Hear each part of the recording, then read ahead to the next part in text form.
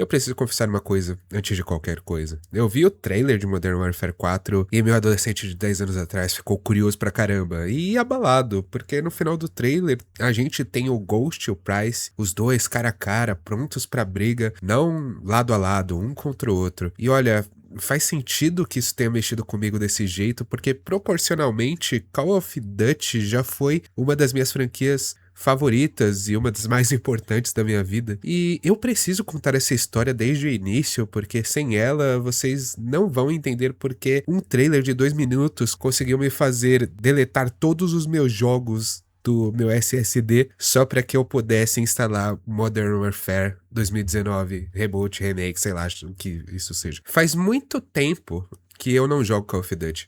Na real, faz tanto tempo que eu preciso confessar algo ainda mais doido. Eu nunca fui o cara do multiplayer da franquia, sério. Enquanto metade do mundo tava jogando o multiplayer online, eu tava focado no modo campanha. Eu conhecia a franquia pela campanha, através da saga Modern Warfare original. Zerei os 2 primeiros no meu saudoso PC que rodava tudo, e eu nunca joguei online porque as minhas mídias eram, bom, alternativas, né? E foi nas visitas que eu fazia à casa do meu amigo Lucas, o único do quarteirão que tinha um PS3 no ano do lançamento do console, que eu vivi de verdade essas memórias. Lucas é gente fina pra caramba, sempre chamava a galera pra jogar lá. Aí eu ia, mesmo sendo péssimo. Enquanto ele e o Alex faziam rodadas valendo só no scope, eu tava ali brigando com a mira tentando acertar alguém. Foi lá que joguei COD, Dragon Ball Z, Burst Limit, GTA 4 pela primeira vez e Resident Evil 5. Foi uma época mágica pra caramba, cara. E foi a época que as minhas franquias favoritas eram Call of Duty e Assassin's Creed. Vocês têm noção disso? Eu ficava genuinamente ansioso porque todo fim de ano ia sair um título novo. E a gente tava vendo o Prime da Activision e da Ubisoft, que só entregavam jogaço atrás de jogaço. Lá da Activision a gente tinha MW1, 2, 3, intercalando com excelentes Black Ops 1 e 2. E do lado da Ubisoft a gente tinha Assassin's Creed 1, 2, 3, 4, Brotherhood e Revelations. Cara, e era muito doido porque eu lembro claramente de ficar maluco com o final absurdo do MW2 e ter que esperar um ano inteiro para saber as consequências disso no MW3. E eu também lembro de ser pego completamente de surpresa pela campanha espetacular de Black Ops 2, cara, tendo um dos melhores vilões, se não o melhor da franquia inteira, Raul Menendez. Só que, olhando de hoje, a gente sabe os rumos que essas empresas tomaram. Tanto o Assassin's Creed quanto o COD caíram em decadência. Não tem como negar isso, por mais que Call of Duty ainda seja extremamente relevante hoje, uma máquina de dinheiro, é inegável o fato de que a qualidade caiu pra caramba. Eu lembro também onde foi o meu ponto de corte com Call of Duty, que foi a campanha do Ghosts, que saiu quebrada, cross-gen, e a minha experiência foi tão frustrante que eu só parei ali e nunca mais cogitei voltar. Pelo menos até agora. Nas últimas semanas rolou o trailer de Modern Warfare 4 e teve também a PSN liberando o MW3 nos jogos mensais da Plus. E admito que ver o final daquele trailer com Ghost e Price em rota de colisão fez meu adolescente de 10 anos atrás ficar curioso e abalado ao mesmo tempo. Eu precisava muito saber o que estava acontecendo para chegar naquele ponto. Então eu assinei o Game Pass e fui descobrir o que rolava no universo do MW moderno. Comecei de um jeito meio esquisito, admito. Eu zerei o 2 primeiro, porque dava pra instalar só a campanha de 50 GB e eu queria testar se gostava do novo tom da saga antes de qualquer coisa. E, guys, eu fiquei tão instigado que resolvi desinstalar tudo que tinha no meu PC só pra jogar os 216 GB do remake do MW de 2019 e jogá-lo desde o começo, direito, certinho. E antes dessas análises, vale ressaltar que eu não joguei os multiplayers, eu devo tentar fazer isso em breve, mas eu quero trazer aqui exclusivamente a minha experiência com essas campanhas da nova trilogia, porque eu fiquei surpreso tanto com coisas muito boas, e felizmente tem muitas, quanto com as coisas terríveis, que, bom, tem bastante também. Eu estava lá quando saiu o primeiro trailer do remake. Na época eu já acompanhava eventos de games e fui pego completamente de surpresa. A nova roupagem do Capitão Price me deixou curioso na hora. Cheguei a ver bastante gameplay quando o jogo saiu, mas só foi recentemente que eu decidi finalmente jogá-lo e, senhoras e senhores, eu fiquei muito feliz. A história é mais pé no chão que os outros CODs, começa com o líder da Al-Qatala, Omar The Wolf Suleiman, fazendo um discurso que antecede um ataque terrorista em Londres, e eu já estava vendido depois dessa cutscene. A todo o poder estrangeiro do nosso solo, Al-Qatala. Somos assassinos. Então lutamos sem lamentar. Nós guerreamos sem compaixão. É a única forma de viver e morrer como soldados.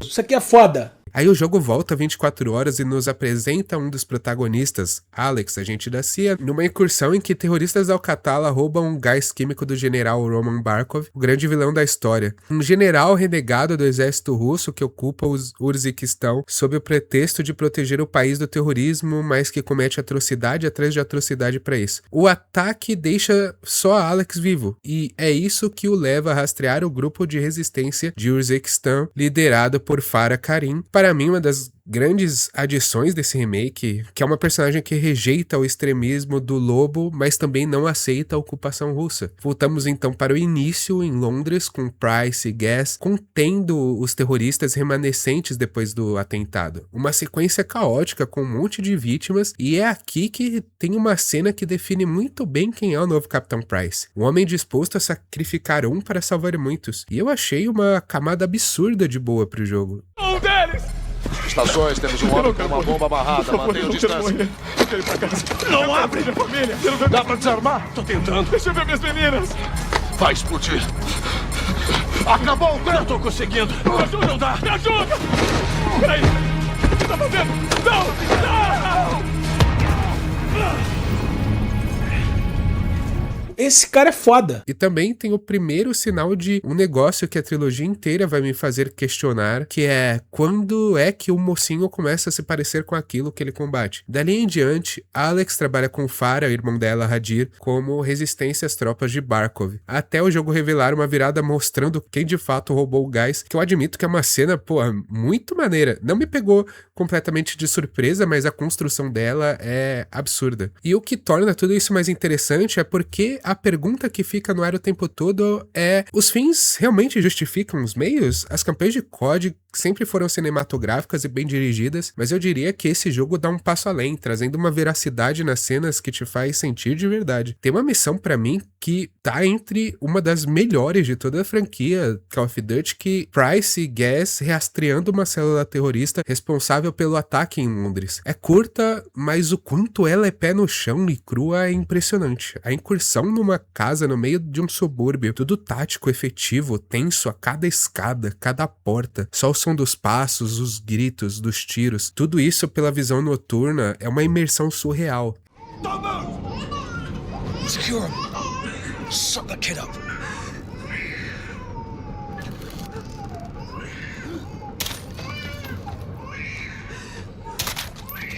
Secure. Last floor, take point, Sergeant.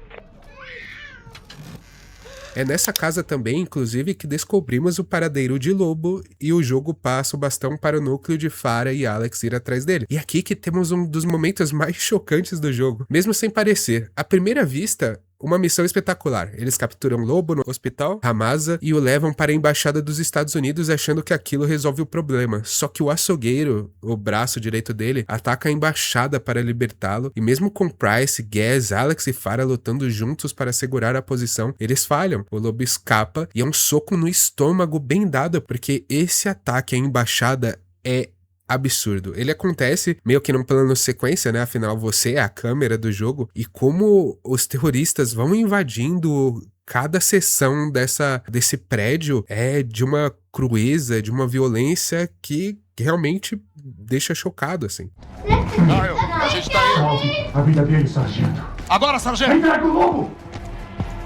Misericórdia, fraqueza. Eita porra. E nisso, o Lobo consegue fugir. Mas além desse momento, eu acho que o ponto que mais me pegou nesse jogo foi o passado da Farah. O ataque das tropas de Barkov ao vilarejo, o assassinato do pai dela, os anos em que ela e Hadir ficaram presos, período em que Farah passa a se comunicar secretamente com Price, enviando informações sobre Barkov, sobre o nome de Comandante Karim, até ser resgatada por ele. Cara, é tudo muito bem amarrado, sabe? Convencem. Todas as motivações ali, elas têm um certo sentido. Bom, pelo menos do núcleo dos mocinhos, né? Não é spoiler pra ninguém, eles resolvem o lobo. E com ele fora do tabuleiro, o jogo ainda reserva um dos seus melhores momentos. Price monta uma equipe não oficial da SAS com gás e vai atrás do açougueiro até São Petersburgo, atrás de pistas sobre o paradeiro de Hadir e do gás roubado. Com a ajuda de um contato russo, eles capturam e o levam para um galpão para interrogamento, só que a primeira tentativa, feita pelo parceiro russo deles, não dá em nada. O açougueiro só zomba, sabe que é intocável, e é aí que o jogo te dá o verdadeiro soco no estômago de novo. Para fazê-lo falar, eles trazem a esposa e o filho dele para dentro da sala como moeda de troca. O Price entrega o revólver para Gaz e pergunta se ele topa ou não entrar nessa. E cabe a você decidir até onde vai. Bom, diante disso, o açougueiro finalmente quebra, entrega a localização de Hadir e eu achei muito bacana como o Price é trabalhado, como ele é disposto a virar o que for preciso para vencer, e é impossível não notar isso. Depois de tanto tempo te vendendo a ideia de que ele é o cara certo do lado certo, o jogo te faz sentir na pele o preço disso. Depois disso, até o Gas confronta a Price sobre o que aconteceu, e o diálogo dos dois é absurdamente bom. Chefe, o que a gente tá fazendo aqui? Limpando essa bagunça. Com mulheres e crianças? Ossos do ofício. Eles eram reféns. Quando você tira as luvas, sangue espirra nas suas mãos, Kyle. É assim que funciona. E onde a gente traça a linha, senhor? Você traça a linha onde você precisa, sargento. No final do dia, alguém tem que fazer o inimigo temer o escuro. A gente se suja e o mundo permanece limpo. Essa é a missão. Agora, se você tá duvidando, eu posso fazer isso sozinho. Não, senhor. Sem nenhuma dúvida. Ótimo. Agora vamos atrás do Hadir antes dele matar o Barkov. No fim, Modern Warfare me lembrou muito a Era de Ouro de COD. A campanha é envolvente e em vários momentos deixa de ser um jogo de ação para virar um thriller com camadas que te fazem pensar. Não seguimos os mocinhos, vemos a área cinzenta entre o bem e o mal, a balança moral por trás das decisões tomadas em nome de uma certa ordem. É uma pergunta que eu levei comigo pro resto da trilogia, até onde dá pra ir sem virar o vilão. E no epílogo, a menção aos GOATs da 141, Soap e Ghost, me deixou hypado demais para o que vinha a seguir. Não tem foto. Nunca. Agora o resto. É assunto sigiloso. Só com um acordo. E o nome dessa força-tarefa? 141.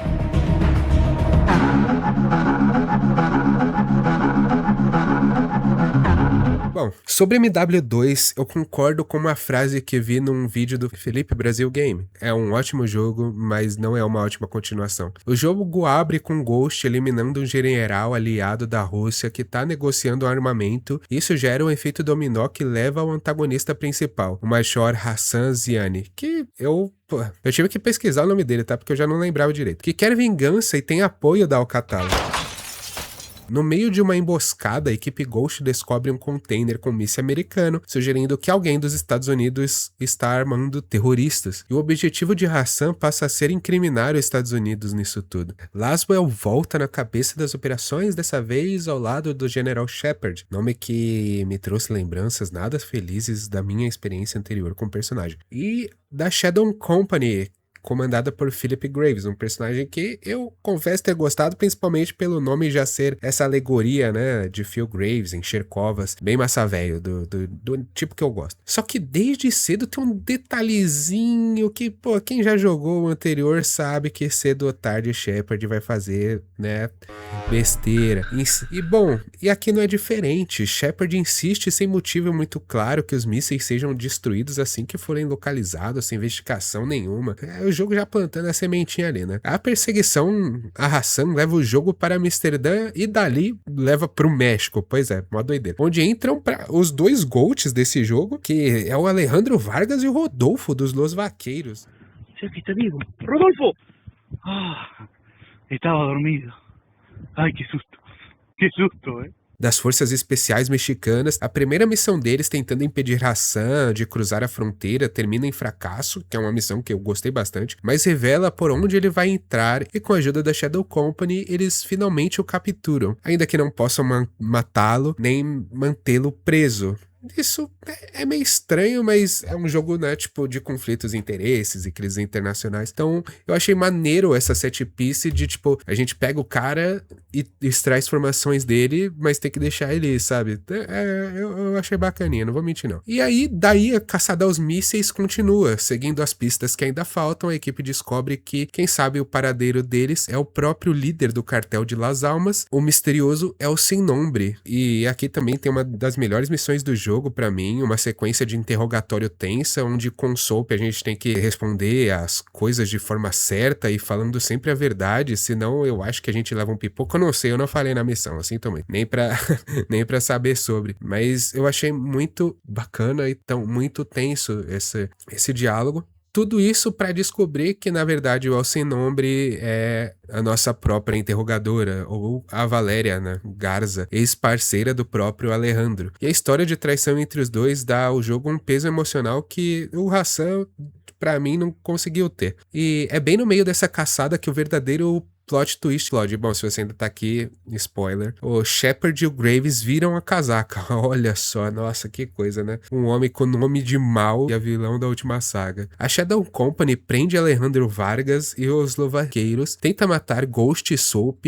e sai destruindo Las Almas atrás dos dois. Cara, que é uma cena muito tensa, assim. Você vê a destruição e a matança que a Shadow Company deixa por Las Almas, é bizarro. E o motivo disso tudo, Shepard sabia fazia meses que os mísseis tinham sumido das mãos dele mesmo e preferiu encobrir a própria falha e admitir o erro. A linha que o primeiro jogo tinha borrado desmorona de vez aqui, o nosso lado virou a ameaça. É desse ponto de virada que nasce a minha missão favorita e mais criativa do jogo inteiro. O Soap ferido, desarmado, precisa atravessar as ruas de Las Almas, se esgueirando e craftando arma na mão, enquanto conversa por rádio com o Ghost, que segura o mental dele até se encontrarem numa igreja. É o Ghost, né? O Ghost aqui, eu admito que eu gostei da roupagem dele, ele é mais badass, com humor ácido, e tem uma das melhores trocas de diálogo da trilogia inteira. E logo depois vem uma missão de resgate deliciosa invadindo o presídio clandestino da própria Shadow Company para libertar Alejandro e Los Vaqueiros,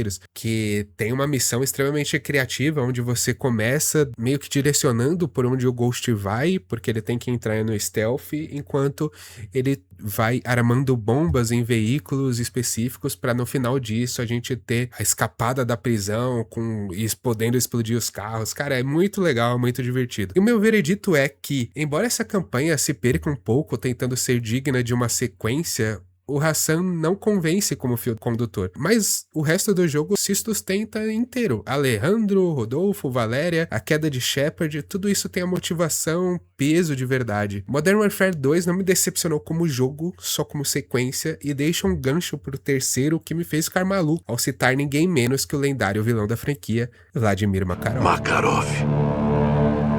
Nossa senhora, guys, é aqui que o caldo engrossa, porque eu tava muito animado. O final do jogo anterior prometia Makarov, e eu achei de verdade que finalmente ia jogar pro sucessor espiritual do que fecha a trilogia mais clássica de Call of Duty pra mim. Só que algumas horas depois eu estava olhando pros créditos e pensando como é que eles conseguiram errar tanto. E vale a pena falar sobre o desenvolvimento desse jogo. O Jason Schreier, que é um dos maiores nomes do jornalismo investigativo de jogos, fez uma matéria que fala que o jogo teria começado a vida não como um título principal, mas como uma espécie de expansão ou spin-off de MW2. Em algum momento, depois que a Activision teria adiado internamente outro COD que sairia em 2023, a Sledgehammer Games recebeu ordem de transformar esse material em um jogo completo. A campanha cheia e todo o pacote de multiplayer sem ajustar o prazo proporcionalmente. O resultado ainda, segundo esse relato, foi um ciclo de desenvolvimento de cerca de 16 meses, bem menos que 3 anos que um COD costuma levar. Com o crunch pesado, depois de promessas de que isso não se repetiria após o Vanguard, a Sledgehammer negou publicamente parte dessa versão, mas a recepção crítica fala por si, uma das piores notas agregadas na história da franquia. E cara, dá pra sentir isso jogando. A primeira missão até que me vendeu uma sensação maneira, a infiltração na prisão russa, só pra gente descobrir que tá resgatando Makarov,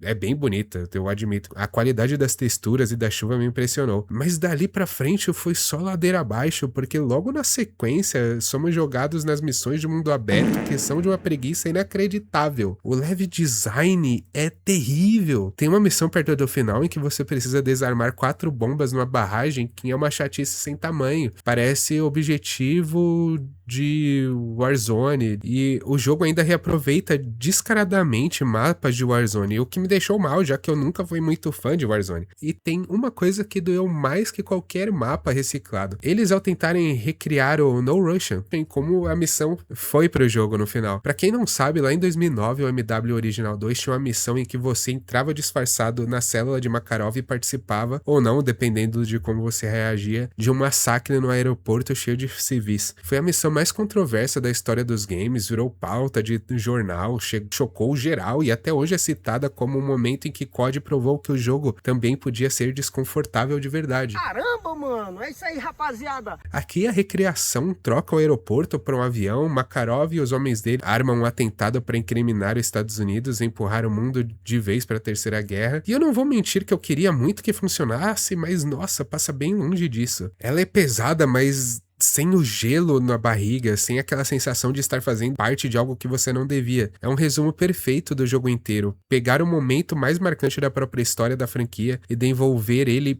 extremamente raso. E Makarov talvez seja o maior desperdício de tudo. No clássico ele é um vilão ardiloso, genial, até o jeito que ele se fala, ele parece, né, uma cobra falando, ele sibila. Makarov consegue convencer a Rússia a entrar numa guerra de fato com os Estados Unidos. Aqui ele parece um apestalhado, todos os ataques dele são frustrados e ainda tem o retcon de que Price e Soap já tiveram a chance de matá-lo antes e simplesmente o prenderam. Depois do massacre horripilante que ele fez no estádio de futebol lá, cara. Que isso, eu fiquei sem entender nada. E tá, eu vou dizer que no final, quando ele fala a frase não enterre seus inimigos vivos, é maneira, mas para por aí. Outra coisa que eu detestei foi como o Yuri virou só uma pontinha. No jogo original ele é jogável por boa parte da campanha e quem jogou sabe o peso de ouvir aquele So why in bloody hell does Makarov know you? E aqui entra o spoiler que mais me deixou maluco. Personagens mortos voltam do nada. Tanto Alex quanto Graves. E pelo que eu vi, tem até missões no modo Special Ops do primeiro jogo, onde através de temporadas eles contam uma história que você pode conferir no canal do Felipe Brasil Game, que ele explica muito melhor do que eu não vou entrar nesse mérito. Mas eu fiquei sem reação, cara. Não dá pra entender como o Alex sobreviveu à explosão gigantesca no final do primeiro jogo e como o Graves simplesmente sobreviveu a isso aqui.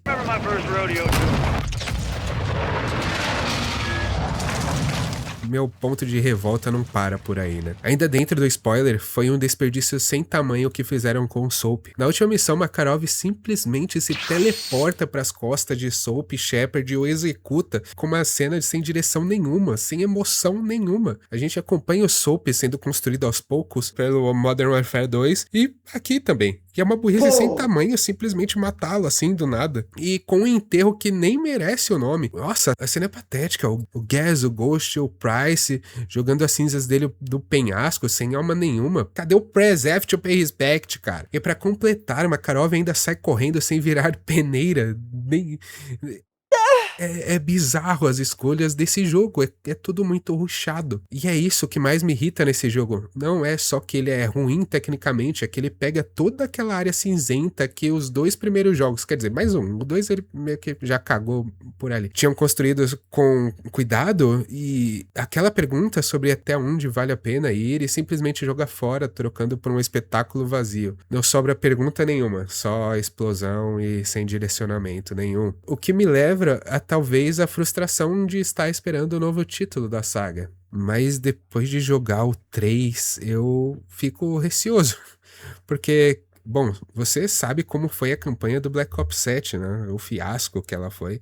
Esse trailer, ele tem muito a cara de o que Vingadores Doomsday tá tendo a cara. É tipo, vamos tentar pegar essa galera pela nostalgia de qualquer jeito, sabe? Aquela ideia de guerra sem mocinho, fácil, só a gente tentando não virar aquilo que combate. MW2 me fez acreditar que essa ideia ainda tinha um fôlego, mesmo se perdendo um pouco no caminho, tentando ser uma sequência. MW3 conseguiu jogar fora quase toda essa boa vontade, trocando peso por barulho. E o que me deixa ainda mais maluco é que, independente da qualidade da próxima campanha, esse jogo vai vender que nem água. Porque COD vende como água por causa do seu multiplayer, da sua fanbase. E tá tudo bem, eu não quero jogar merda em você que gosta de COD nem nada. Mas é muito terrível pra mim ver como a pressa afeta os resultados das histórias desse jogo que eu gostei tanto, principalmente do 1, do 2 até. Agora o que me resta é a missão de jogar os Black Ops, porque eu não joguei o Cold War nem o Black Ops 6, que parece que tem uma campanha decente. E mais do que tudo isso, voltar pros MWs clássicos e revisitar esse jogo que eu não vejo há mais de 10 anos. Então se você quer que esse vídeo tenha uma parte 2 voltada à trilogia dos clássicos, deixa aqui seu comentário. Se você gostou desse vídeo, gostou do meu trabalho, esse vídeo ficou bem mais longo do que os outros que eu gravo por aqui, por favor, deixa um like, não esqueça de comentar, não esqueça de compartilhar e, se possível, se inscrever. E a gente vai se ver de novo na semana que vem. Tchau, tchau.